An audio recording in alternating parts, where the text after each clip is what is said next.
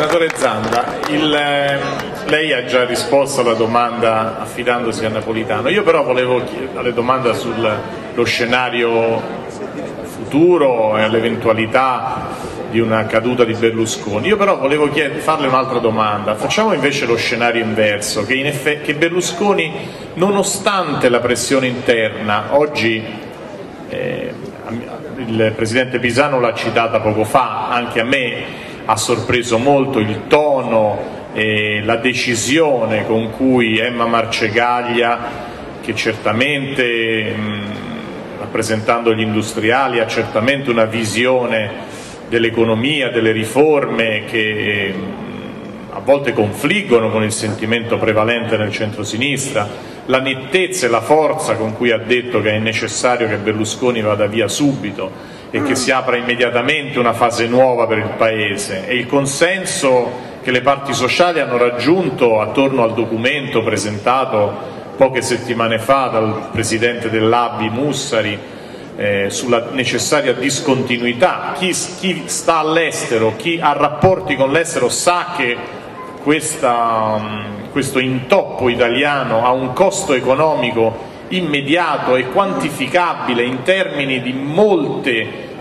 risorse, molti numeri, insomma. Ecco, però la mia domanda è questa: ma se Berlusconi resistesse, non in base a un consenso sociale, ma alla forza dei numeri che ha in Parlamento, e quindi riuscisse ad andare avanti in questa situazione di grave pericolo per il Paese, quanto sarebbe alto il rischio per il PD? Io ho una sensazione, gli trasmetto questo perché poi allude a tutto il tema del rapporto tra il PD e i suoi elettori, un rapporto che, dobbiamo dire con sincerità, si è fatto più difficile dal momento in cui c'è stata la vittoria elettorale, perché ci sono stati dei fattori esterni, le inchieste giudiziarie, si è sentito molto il tema del mancato rinnovamento delle classi dirigenti.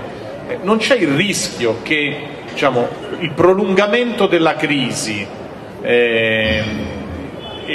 la difesa di Berlusconi nel suo bunker non diventi un modo perché poi tutta la classe politica venga fatta oggetto della medesima critica e quindi il PD subisca questo disgregarsi della sua forza, questa incapacità di entrare in dialogo con i suoi elettori e con i suoi militanti, e che quindi alla fine di questo percorso tutta la politica sia messa sullo stesso piano e sottoposta al medesimo giudizio.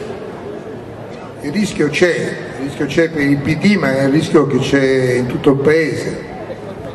Al Partito Democratico devo dire, io giro molto, oggi a Cagliari, domani sarò a Grottaferrata, dopodomani a Pescara, giro molto, e devo dirvi che l'impressione che mi sono fatto girando nelle nostre feste, anche quella di stasera, è un'impressione di un partito che c'è, un partito radicato, un partito forte, un partito che soffre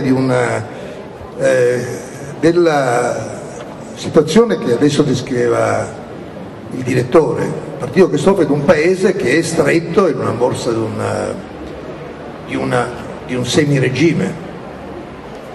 Allora, ecco, io vorrei però proprio per l'amicizia che ho, la stima e la considerazione politica che ho per Peppe Pisanu, però mi porta ad una franchezza. Allora, voglio dire, Peppe, dunque è vero che l'antiberlusconismo e il berlusconismo sono due facce della realtà attuale italiana, ma non sono la stessa cosa, non sono proprio la stessa cosa.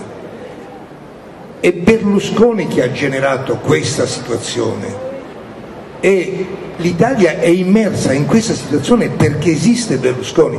L'antiberlusconismo è figlio di questa situazione. Sarebbe, scusatemi l'esempio, lo faccio per farmi capire, il fascismo e l'antifascismo sono figli del fascismo. Seconda questione,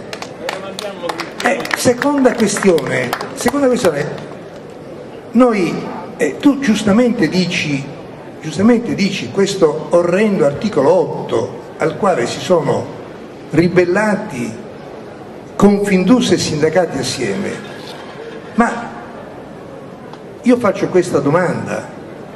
2 giorni fa alla Camera dei Deputati un deputato del PDL importante mi dice l'80% del PDL non ne può più di Berlusconi, non lo vogliono più, però l'hanno votato.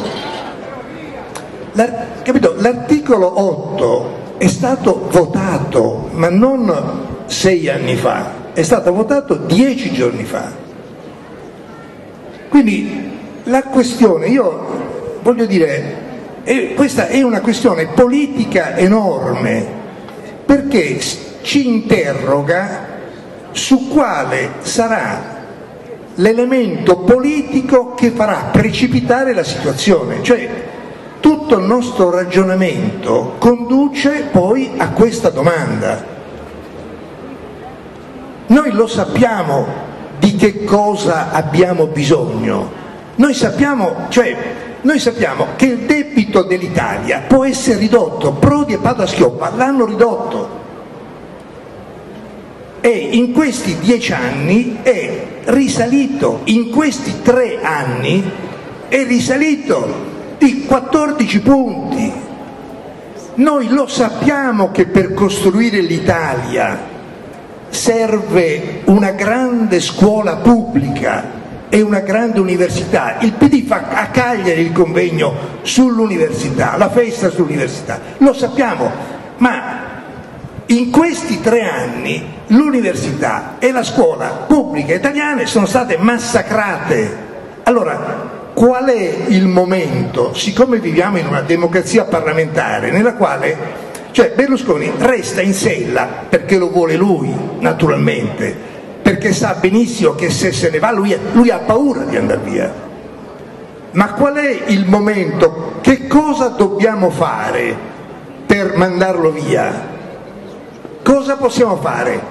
Noi facciamo quello che dobbiamo, gli votiamo contro, spieghiamo alla gente, veniamo qui a spiegare, lo spieghiamo che cos'è, qual è la situazione, indichiamo il precipizio, perché non è solo la Confindus e il sindacato, ma è la comunità internazionale, sono le grandi banche, il grande sistema bancario, i premi Nobel. Ma voi avete capito che cosa è successo 2 giorni fa? Che Obama è andato all'ONU, dove Berlusconi non è andato perché doveva parlare con i suoi avvocati, per ringraziare la comunità internazionale che aveva aiutato la NATO in Libia. Ha ringraziato tutti, la Germania, la Francia, la Danimarca, gli Emirati, non ha ringraziato l'Italia, la Tunisia, e non ha ringraziato l'Italia, non ha nominato l'Italia, senza la quale l'operazione della Libia non si sarebbe potuta fare. Questo è il livello in cui è arrivato il nostro Paese. Noi non possiamo continuare a parlare senza fare, noi dobbiamo fare qualcosa, perché questa situazione è stata descritta, prima l'ha descritta benissimo Pepe Pisano. Questa è una situazione che ci porta alla disgregazione, e la domanda che faceva adesso Claudio Sardo è una domanda tremenda. Che cosa succederà se questo dovesse durare altri 2 anni? È una domanda tremenda che noi possiamo farci, ma forse non riusciamo nemmeno a immaginare quali potrebbero essere le conseguenze. Allora la domanda è: che cosa può succedere nella maggioranza per levare a Berlusconi i voti che lo fanno governare, che lo lasciano lì?